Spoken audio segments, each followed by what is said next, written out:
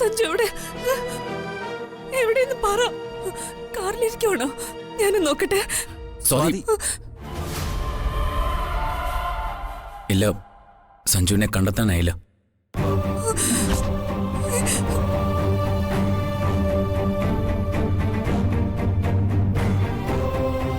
അപ്പൊ സഞ്ജുവിനെ ഇതുവരെ കണ്ടെത്താനായില്ലേ?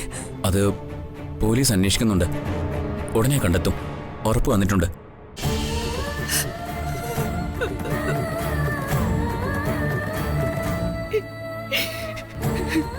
പിന്നെ പോലീസ് ഇത്രയും സമയം എന്തെടുക്കായിരുന്നു? പറഞ്ഞില്ലേ, അവർ ഊർജിതമായി അന്വേഷിക്കുന്നുണ്ട്. പിന്നെ സഞ്ജുന്റെ ഫോൺ സ്വിച്ച് ഓഫ് അല്ലേ, അതാ പ്രശ്നം. സമയത്രയായില്ലേ? എല്ലാവരും പോയി കിടക്ക്. രാവിലെ എന്തായാലും അന്വേഷണം തുടങ്ങും. പോലീസ് ഉറപ്പ് തന്നിട്ടുണ്ട്. അപ്പോ രാത്രി ഇനി അന്വേഷിക്കില്ലേ? അന്വേഷിക്കുന്നുണ്ട്. ലച്ചു, സ്വാതിയെ കൂട്ടിക്കൊണ്ട് കിടക്കാൻ നോക്ക്. അമ്മേ, പോയി കിടന്ന്.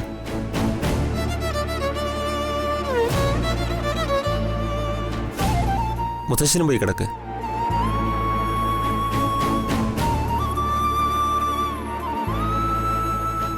ഞാനല്ലേ പറയുന്നത്, സഞ്ജുവിനെ കണ്ടെത്താനാകും. ഉറപ്പല്ലേ?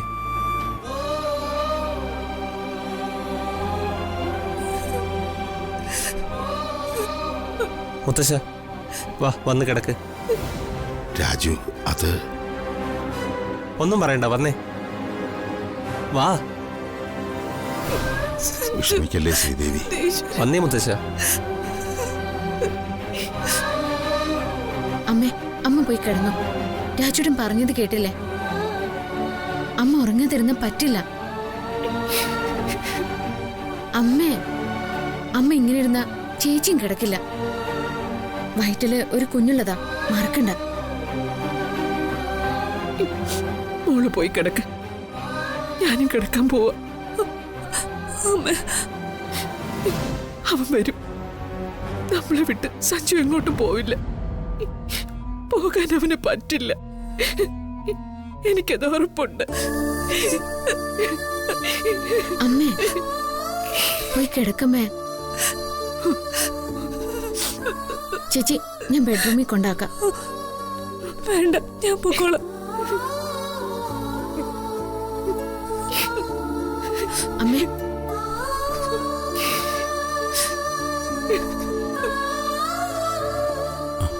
സമയത്രയായില്ലേ? ലക്ഷ്യം പോയി കിടക്ക്.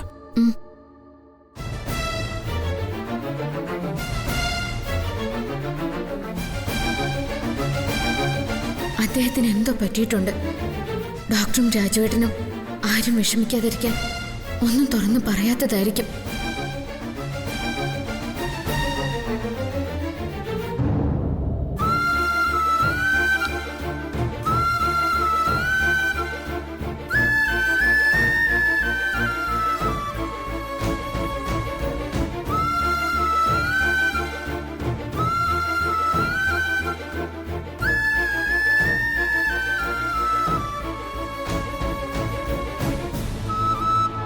ഡോക്ടറെ,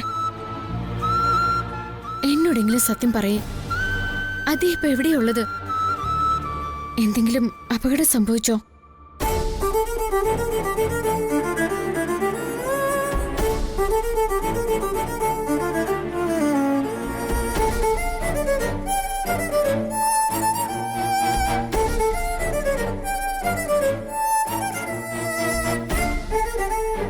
രാജുട്ടാ, ശരിക്കും എന്താ സംഭവിച്ച? രാജുട്ടനെങ്കിലും സത്യം ഒന്ന് പറയേ. അത് ലച്ചു. എന്താ രാജുട്ടാ, കാര്യം പറ. അത്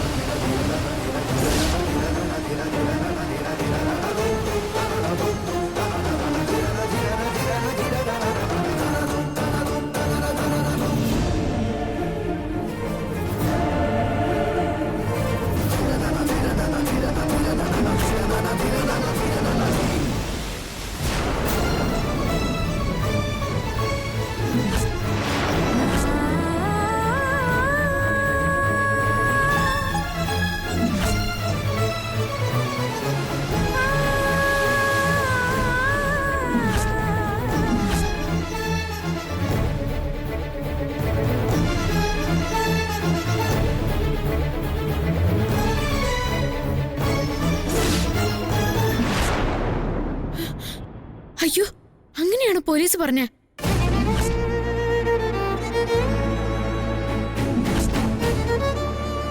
ഈശ്വര, ഞാനിനി ചേച്ചിയോട് എന്താ പറയാ?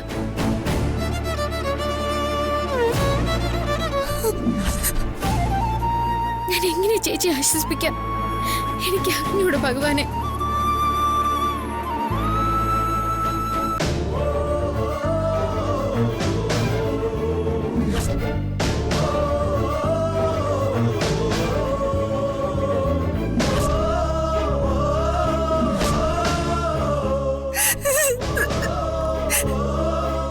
ചേച്ചി എല്ലാം കേട്ടെന്നാ തോന്നുന്നേ. ഈശ്വര, ഇതെന്ത് പരീക്ഷണം? ചേച്ചി ഞാൻ എന്ത് പറഞ്ഞ് ആശ്വസിപ്പിക്കാം? ലച്ചു എന്തായാലും സ്വാതിയുടെ അടുത്തേക്ക് ചെല്ല്. ഡോക്ടർ, അത് ഞാൻ ചേച്ചിയോട് എന്ത് പറയാനാ? ലച്ചു ആലോചിച്ച് നിന്നാ പറ്റില്ല. സ്വാതിയുടെ സ്വഭാവം ശരിക്കും ലച്ചുവിന് അറിയാലോ. ചെന്ന് എങ്ങനെയെങ്കിലും അവളെ ആശ്വസിപ്പിക്കുക.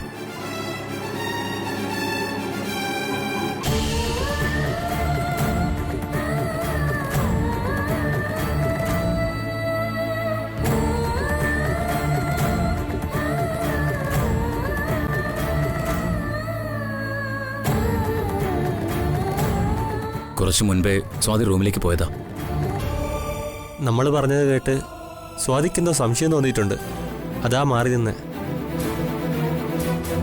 സ്വാതി ഇനി വലിയ പ്രശ്നമാകും. അതാ എനിക്ക് പേടി. സ്വാതി പ്രഗ്നന്റാ. ഇപ്പോഴാ കൂടുതൽ ശ്രദ്ധ വേണ്ടത്. പാവം, ഇത് വല്ലാത്തൊരവസ്ഥയായിപ്പോയി.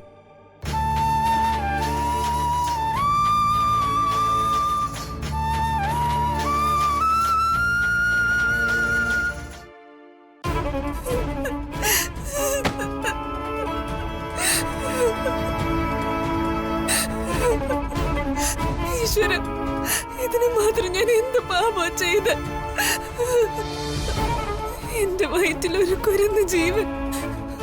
ആ സന്തോഷത്തിനിടയിലാണല്ലോ എന്റെ സഞ്ജു. ഞാനിതെങ്ങനെ സഹിക്കും?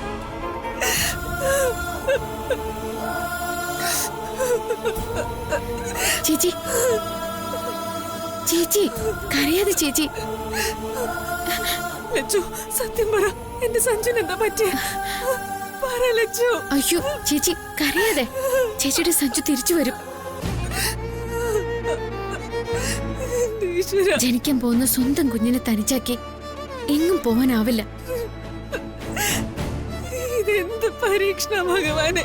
ചേച്ചി കരയല്ലേ. ഇങ്ങനെ സങ്കടപ്പെട്ട ഉള്ളിലുള്ള കുഞ്ഞിനാ ദോഷം. എന്നാലും അമ്മു, ഞാനിതെങ്ങനെ സഹിക്കാനാ? ചേച്ചി ബാ, കരയല്ലേ ചേച്ചി, കരയല്ലേ. ഉള്ളിലുള്ള കുഞ്ഞിനെ ഓർത്തെങ്കിലും കരയാതിരിക്കെ. ചേച്ചി ഒന്ന് ആലോചിച്ചു നോക്കി. ചേച്ചിയും വയറ്റിലുള്ള കുഞ്ഞിനെയും വിട്ടുകൊണ്ട് അദ്ദേഹം എങ്ങോട്ടും പോവില്ല. ഞാനല്ലേ പറയുന്നേ.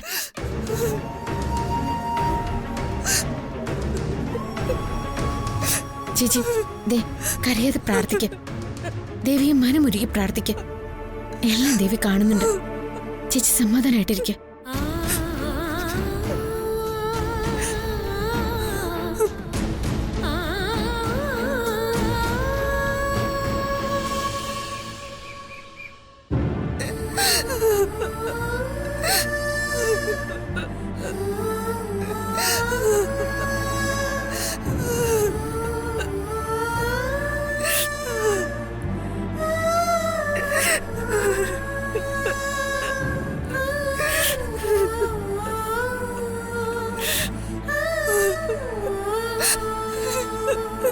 ചേച്ചി എന്തെങ്കിലും ഒന്ന് കഴിക്ക. ഇങ്ങനെ കിടന്ന കുഞ്ഞിന്റെ കാര്യം എന്താവും? ഈ സമയം സൂക്ഷിക്കേണ്ട കാലമല്ലേ. അദ്ദേഹം തിരിച്ചു വരും. അന്നേരം ചേച്ചി ഇപ്പോ അനുഭവിക്കുന്നതിനൊക്കെ വലിയ വില കൊടുക്കേണ്ടി വരും. ചേച്ചി ഞാൻ പറയുന്നതൊന്ന് ചേച്ചി കേക്ക്. ഒരു ഗ്ലാസ് പാലെങ്കിലും ചേച്ചി ഇപ്പൊ കുടിക്ക. ഞാൻ എന്തിനു ജീവിക്കണം? സഞ്ജു എനിക്ക് എന്തിനെങ്ങനെ ഒരു ശിക്ഷ തന്നു?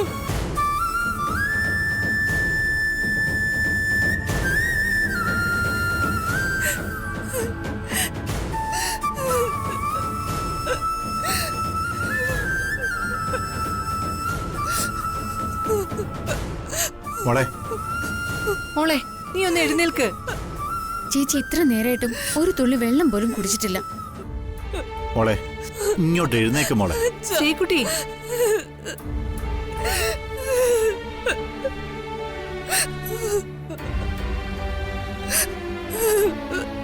കരയാതെ മോളെ. അവൻ അങ്ങനെ ഒരു കടുകയൊന്നും ചെയ്യില്ല മോളെ. സഞ്ജുവിന്റെ ഒരു ചെരുപ്പ് കടൽ തീരത്തുനിന്ന് കിട്ടിയതല്ലേ അച്ഛ. കാറും അവിടെ ഉണ്ട് അത്ര. സഞ്ജു പിന്നെ എവിടെ പോയി?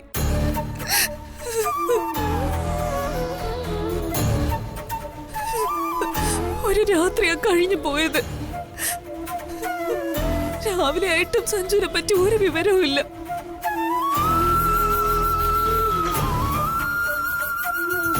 സഞ്ജുവിനെ കണ്ട ആരുമില്ല. ഞാൻ എങ്ങനെ സമാധാനിക്കണമെന്ന് അച്ഛൻ പറയുന്നത്?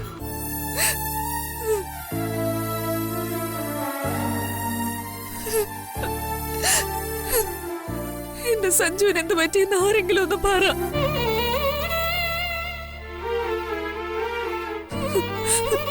നിങ്ങളൊക്കെ എന്നിൽ നിന്ന് എന്തെങ്കിലും ഒളിക്കുന്നുണ്ടോ?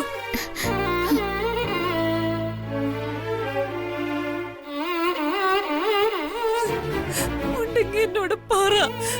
നിങ്ങൾക്കറിയോ സഞ്ജുവിന് എന്താ പറ്റിയെന്ന്? സത്യമായിട്ടും അച്ഛനൊന്നും അറിയില്ല മോളെ. ചേച്ചിക്ക് അറിയാതിരിക്കെ അദ്ദേഹം വരും. വരും പോലും. എന്നെ ഓരോന്ന് പറഞ്ഞ് സമാധാനിപ്പിച്ചിട്ട് നിനക്ക് എന്ത് കിട്ടാനാ പോകുന്നത്?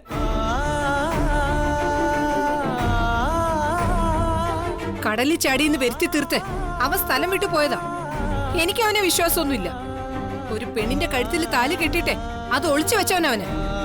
അവനെ എങ്ങനെ വിശ്വസിക്കും? നീ ഒന്ന് നാവടക്ക് കാഞ്ചനെ. എവിടെ എന്താ പറയേണ്ടത് പോലും അറിയില്ല. ഞാൻ നാവടക്കിന്റെ ശിക്ഷയാ എനിക്ക് കിട്ടിക്കൊണ്ടിരിക്കുന്നത്. മോളെ, അവന് വേറെ ആപത്തൊന്നും പറ്റിയിട്ടില്ല. ഇത് അവന്റെ ഒരു നാടകമാ. ഇനിയെങ്കിലും നീ അതൊക്കെ മനസ്സിലാക്ക. കരക്കാരെ കബളിപ്പിക്കാനാ അവൻ ബുദ്ധിപൂർവം കാർ അവിടെ കൊണ്ടിട്ടിട്ട് സ്ഥലം വിട്ടത്.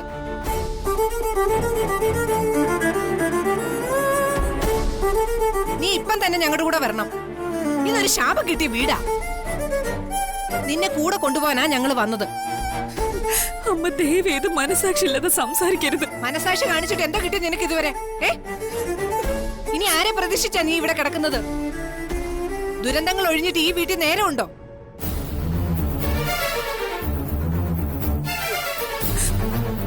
എന്ത് സഹിക്കാൻ തയ്യാറായി തന്നെയാ ഞാൻ ഇവിടെ വന്നത്.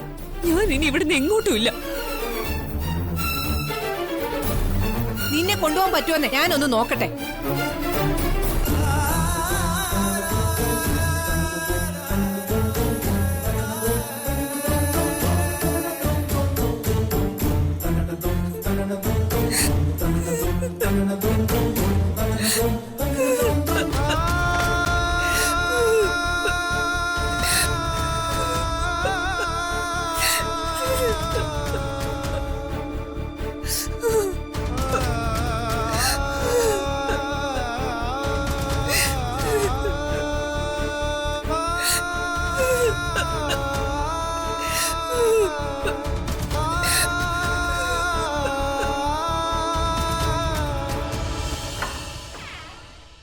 അമ്മോ, എല്ലാവരും ഇത് എവിടെ പോയി?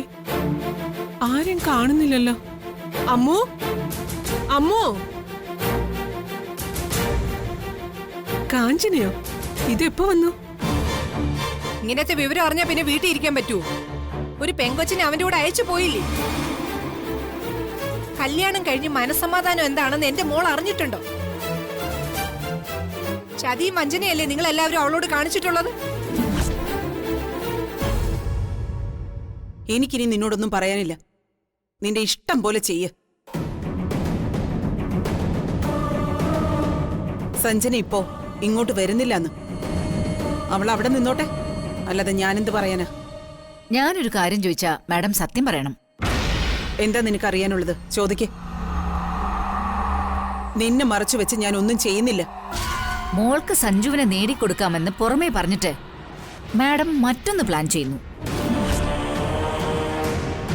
മാഡം അത് നടപ്പിൽ വരുത്തിയിരുന്നെങ്കിൽ അവളിങ്ങനെ മാറി നിൽക്കുമായിരുന്നു.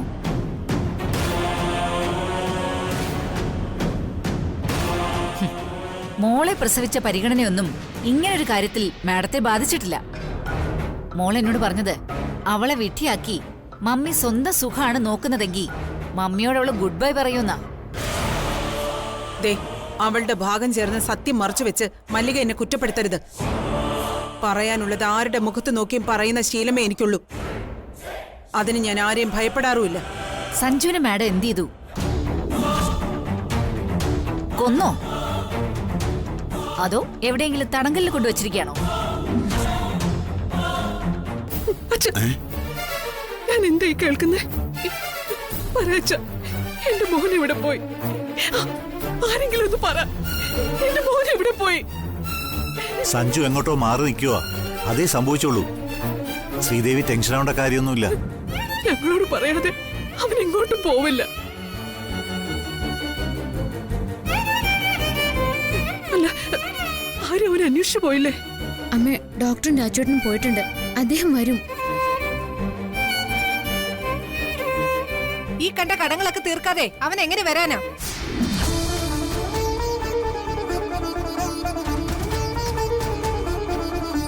തിരിച്ചു വരാനാ ഉദ്ദേശമെങ്കിലേ കാറ് കൊണ്ടുപോയി കടപ്പുറത്ത് ഇട്ടിട്ട് കടലിൽ ചാടിയെന്ന് വരുത്തി തീർക്കാനാ ചെരുപ്പ് ഊരിട്ടിട്ട് സ്ഥലം വിടുവോ? എന്റെ ഈശ്വര, എന്റെ മോൻ കടലിലേക്കാണോ പോയെ? എന്റെ മോനെ. കാഞ്ചനെ, നീ ഓരോന്ന് പറഞ്ഞ് ശ്രീദേവി ടെൻഷൻ എടുപ്പിക്കാതെ. നമ്മളെ മറന്ന് അവൻ അങ്ങനെ ഒരു കഴുകി ചെയ്യില്ല ശ്രീദേവി. നമുക്ക് അവൻ മാത്രമേ ഉള്ളൂ എന്ന് അവൻ അറിയാം.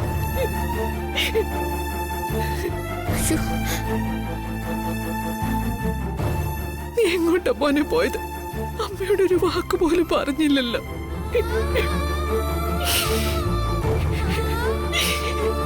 അമ്മയോട് പറഞ്ഞിട്ടല്ലേ മോൻ ഈ കണ്ട പ്രവൃത്തികളൊക്കെ ചെയ്തത്?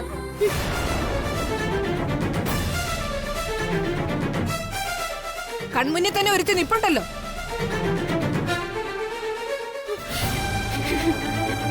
കാഞ്ചനെ, വായടച്ച് നിൽക്കാനാ നിന്നോട് പറഞ്ഞത്. വായടക്കേണ്ടത് പ്രഭയാ.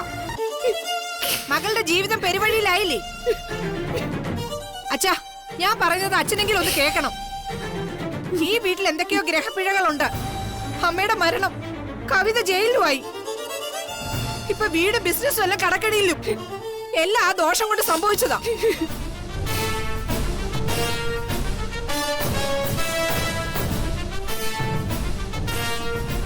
തറവാടിന്റെ ശാപം ഗ്രസിച്ചിരിക്കുക. എനിക്ക് ഈ ജ്യോതിഷത്തിൽ വലിയ വിശ്വാസമൊന്നും ഇല്ലെങ്കിലും ഇപ്പൊ ആശ്രയിക്കാൻ കഴിയുന്നത് അതേ ഉള്ളൂ. നീ എന്താ പറഞ്ഞു വരുന്നത്? ഒരു ജ്യോത്സ്യനെ വിളിച്ച് പ്രശ്നം വെപ്പിക്കണം. കവിത അമ്മയെ കൊല്ലാനല്ലേ പദ്ധതി ഇട്ടത്. അതുപോലെ തന്നെ കൂട്ട ആത്മഹത്യയുടെ വക്കിൽ വന്ന് എത്തി നിൽക്കുക എവിടുത്തെ പ്രശ്നം. സത്യം എന്താണെന്ന് മാഡം എന്നോടെങ്കിലും ഒന്ന് പറയണം. എനിക്ക് സഞ്ജനയുടെ തെറ്റിദ്ധാരണ മാറ്റാനാ. നീ എന്താ പറഞ്ഞത്? സഞ്ജുവിനെ ഞാൻ തട്ടിക്കൊണ്ടു പോയെന്നല്ലേ? ആരാ നിന്നോട് ഈ അനാവശ്യം പറഞ്ഞത്? എനിക്കതറിയണം. ഇന്നലെ വീട്ടിൽ നിന്നിറങ്ങിയ സഞ്ജു ഈ നിമിഷം വരെ മടങ്ങിയെത്തിയിട്ടില്ല. ബന്ധുക്കളും സുഹൃത്തുക്കളും അവനെ അന്വേഷിച്ച് അലയുക. എവിടെയാണെന്ന് ഒരു വിവരമില്ല. മാഡം ഇതൊന്നും അറിഞ്ഞില്ലേ? ഞാനും അതിനെപ്പറ്റി ആലോചിക്കാൻ തുടങ്ങിയതാ. ശാസ്ത്രികളെ വരുത്തി പ്രശ്നം വെച്ച് നോക്കാം, പരിഹാരക്രിയകളും ചെയ്യാം. ശാസ്ത്രികളെ അല്ല അച്ഛാ വിളിക്കേണ്ടത്.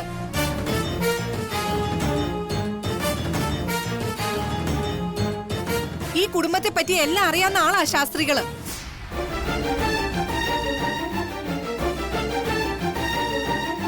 ഇവിടുത്തെ കാര്യങ്ങളൊന്നും അറിയാത്ത ഒരു ജ്യോത്സ്യനെയാ വരുത്തേണ്ടത്. അച്ഛാ, അങ്ങനെ ആരുണ്ട് അച്ഛാ?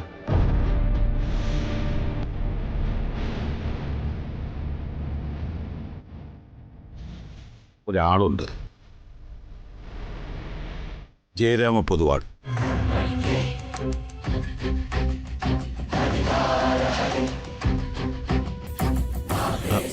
അച്ഛാ, അച്ഛാ അദ്ദേഹത്തെ ഒന്ന് വിളിക്കും. കാഞ്ചന പറയുന്ന പോലെ എന്തെങ്കിലും പ്രശ്നമുണ്ടെങ്കിൽ പരിഹാര പൂജ ചെയ്യാലോ.